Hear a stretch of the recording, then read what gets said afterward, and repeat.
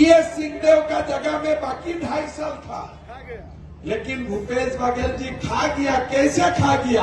बोले उसमें भी महादेव ऐप का बक्सा दिल्ली तक पहुंच गया, तब भूपेश बघेल जी को 5 साल और मिले।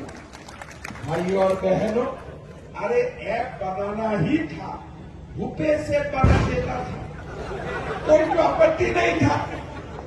देवेंद्र ऐप भी बना देता था, कोई तो आपत्ति नहीं था। लेकिन आपने भी ऐप बनाया देवाधिदेव महादेव का नाम में। अगर महादेव का नाम में आप घोटाला करते हैं, हम लोग छोड़ देता हूं, महादेव छोड़ेगा क्या? महादेव छोड़ेगा क्या?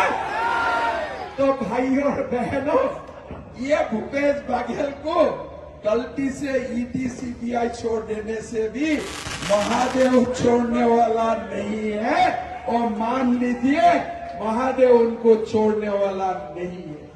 भाइयों और बहनों, आज देश में कोई घोटाला का विश्वविद्यालय बनता है, भूपेश बघेल जी उनका परमानेंट वाइस चांसलर बन जाएगा, ये बात तो पक्का है।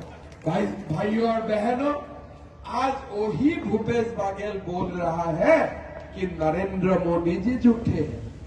पहले भूपेश बघेल जी बोलते थे कि बीजेपी तो राम मंदिर के लिए शासन में आए हैं, मोदी जी डेट बताओ कब राम मंदिर बनने वाला है।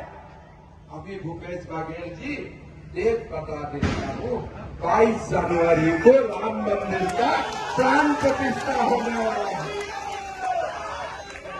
संसद में बोलते थे अमित शाह जी 370 धारा कब जाएगा? अरे राहुल जी, वो भी सलाह किया, जम्मू कश्मीर में शांति भी आ गया। तो अभी आगे का और देख लीजिए, भारत का विश्व गुरु बनने वाला है।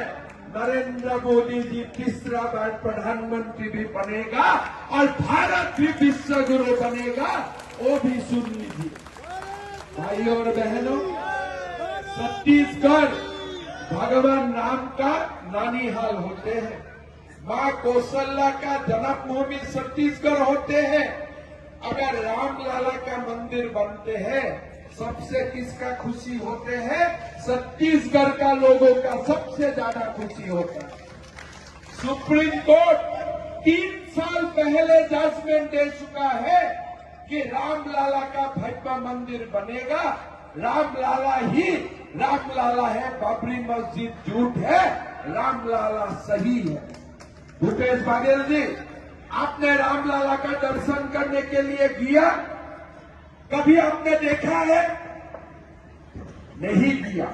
राहुल गांधी रामलला का दर्शन के लिए किया? नहीं किया। सोनिया गांधी रामलला का दर्शन के लिए किया? नहीं किया।